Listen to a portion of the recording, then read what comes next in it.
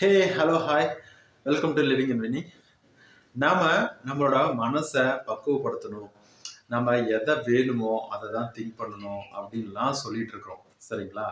இப்போ நிறைய விஷயங்கள் இருக்கு. அதை நம்ம சரி பண்றதுக்கு, மனசை நேர்மறையா சிந்திக்க வைக்கிறதுக்கு.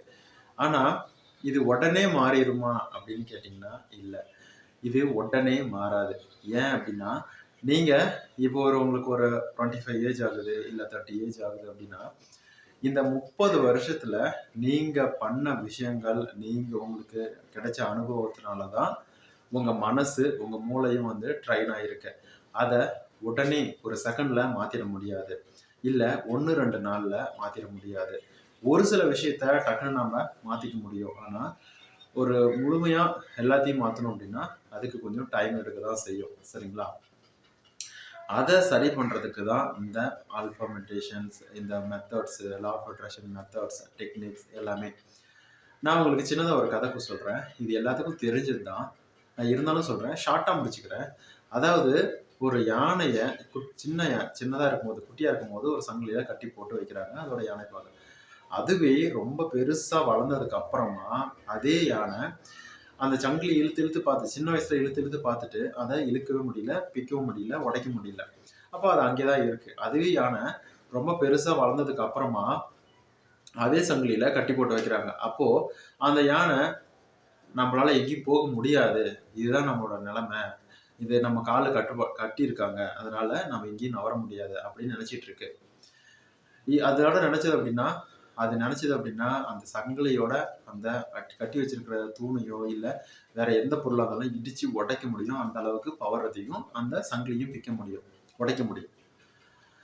ஆனா அந்த யானை நினைச்சிருக்கு, நம்ம எங்கேயுமே போக முடியாது, இதுதான் நம்மளோட நிலைமை, நம்மளை கட்டி போட்டு வச்சிருக்காங்க அப்படின்னு. ஏன் சில டைம் கட்டாம கூட அந்த இடத்துல நிறுத்தி வச்சுட்டு வந்தாங்க அப்படின்னா அது எங்கேயுமே போகாது. ஏன்னா அதோட மைண்ட் செட் அந்த மாதிரி மாறிடுச்சு. அதோட மைண்டை அந்த அளவுக்கு ட்ரைன் பண்ணியாச்சு. உன்னால நீ கட்டி போட்டு வச்சிருக்கோம், உன்னால எங்கேயும் போக முடியாது. அந்த மாதிரி தான் நம்ம மைண்டும். நம்மளால பாசிட்டிவா திங்க் பண்ண முடியாது, விசுவலைஸ் பண்ண முடியாது, எந்த ஒரு விஷயத்தையும் அட்ராக்ட் பண்ண முடியாது, கிடைக்கிறது ரொம்ப கஷ்டம். இந்த மாதிரி நிறைய விதவிதமா நெகட்டிவ் தாட்டை நமக்குள்ள போட்டிருக்காங்க. போட்டு நம்ம மனசையும் கட்டி போட்டு வச்சிருக்காங்க. நம்ம மனசும் அந்த யானையோட ரொம்ப மிகப்பெரிய பலம் வாய்ந்தது. எப்படின்னு கேக்குறீங்களா? நம்ம ஒரு இடத்துக்கு போகணும் அப்படின்னா எவ்வளவு நேரம் ஆகும்? அது நம்ம போகக்கூடிய இடத்தோட தூரத்தை பொறுத்து. 1 மணி நேரம் ஆகலாம், 2 மணி நேரம் ஆகலாம், 5 மணி நேரமும் ஆகலாம், ஏன் 10 மணி நேரம் கூட ஆகலாம். போகக்கூடிய வண்டியோ இல்ல இடமோ பொறுத்து, தூரத்தை பொறுத்து. ஆனா நம்ம மனசால ஒரு இடத்துக்கு டக்குனு ஒரு செகண்ட்ல போக முடியும். எப்படின்னு கேக்குறீங்களா? இங்க இருந்து நீங்க யுஎஸ்ல இருக்கக்கூடிய ஒரு இடத்துக்கு, இப்ப ஈஃபில் டவருக்கு போகணும், அந்த இடத்துல இருந்து போட்டோ பிடிக்கணும் அப்படின்னு நினைக்கிறீங்கன்னா ஒரு செகண்ட்ல நீங்க அந்த இடத்துல இருக்கிற மாதிரி கற்பனை பண்ண முடியும். அது எப்படி முடிஞ்சது? உங்க மனசால தானே. உங்க மைண்டால எதுவுமே சாத்தியம். அதுவே ஜப்பான்ல இருக்கக்கூடிய ஒரு பிரபலமான நீர்வீழ்ச்சியோ இல்லை மலேசியாவில் இருக்கக்கூடிய ஒரு பிரபலமான ஒரு கோவிலையோ உங்களால் பார்க்க முடியும். அந்த இடத்துல நின்று நான் ஃபோட்டோ எடுக்கிறேன், என்னோட ஃப்ரெண்ட்ஸை நான் மீட் பண்ணுறேன் அப்படின்னு நினைக்கும் போது டக்குன்னு அந்த இடத்துல நம்ம போய் நிற்கிற மாதிரி நம்மளால் விசுவலைஸ் பண்ண முடியுது. இதெல்லாம் எப்படி நடக்குது? உங்கள் மைண்ட் செட்டால். இதனால தான் சொல்கிறேன், நம்ம மைண்ட் செட்டுக்கு ரொம்பவே பவர் அதிகம். மனசால் எதை பார்க்குறோமோ எதை உணர்றோமோ அது கண்டிப்பாக கிடைக்கும் அப்படின்னு. இப்போது நம்ம ஒரு நாளில் நான் பண்ண மெத்தடு எனக்கு சூப்பராக இருக்குது, செம்மையாக இருக்குது, எனக்கு நான் மனசுலாம் பாசிட்டிவ் வச்சுருக்கேன் அப்படின்னு நினைக்கலாம். ஆனால் அது நிரந்தரம் இல்லை. நீங்கள் உண்மையிலேயே நிரந்தரமாக அதை கண்டினியூ பண்ணுறீங்க அப்படின்னா உண்மையிலேயே நீங்கள் ரொம்ப ஒரு அதிர்ஷ்டசாலி தான். என்னோட வாழ்த்துக்கள். இல்லாமல் நான் என்னால் ட்ரைன் பண்ண முடியல, எனக்கு மனசை ஒருநிலைப்படுத்த முடியல, சிம்பிளாக சொல்லணும் அப்படின்னா பாசிட்டிவாக திங்க் பண்ண முடியல அப்படின்னா அது கவலைப்படாதீங்க. ஒரே நாளில் நடந்துடாது. எப்படியும் 1 மாதம் 2 மாதம் எடுத்துக்கும். சில பேருக்கு 1 வருஷம் கூட எடுத்துக்குது. அதாவது ஒரு கார் வாங்கணும்னு அப்படின்னு ஆசைப்படுறாங்க அப்படின்னா காரை பற்றியான அவங்களோட எண்ணத்தை மாற்றிக்கணும். அந்த கார் வாங்குறதுக்கான பண ரீதியான எண்ணத்தை மாற்றிக்கணும். இந்த மாதிரி நிறைய எண்ணங்களை மாற்றத்தை ஏற்படுத்தும் போது அது நமக்கு கிடைக்குது. நான் இத வந்து நான் எப்படி சொல்றேன் அப்படின்னா, நான் வந்து அமைதியா வீட்ல உட்காந்துருப்பேன். எனக்கு அப்படியே வந்து கிடைக்கும் அப்படின்னு சொல்லல. அதுக்கான வழி வகைகள் எல்லாத்தையுமே வந்து பிரபஞ்சம் உங்கள்கிட்ட காட்டும். அது மூலமா உங்கள அந்த இடத்துக்கு புஷ் பண்ணும். நீங்க அங்க போயிட்டு ரீச் ஆவீங்க. உங்களுக்கு தேவையான நீங்க எதிர்பார்த்த அந்த பொருள் கிடைக்கும். சிம்பிளா சொல்லணும் அப்படின்னா, தினைக்கும் நீங்க என்ன யோசிக்கிறீங்க? எதுக்காக டைம் ஸ்பெண்ட் பண்றீங்க? அப்படிங்கிறத பொறுத்து தான் உங்களுக்கு அந்த விஷயம் எப்படி எவ்வளோ சீக்கிரம் கிடைக்கும் அப்படிங்கிறது இருக்கு. அதாவது நான் இப்போ ஒரு பிசினஸ ஸ்டார்ட் பண்ணலான்னு இருக்கேன்.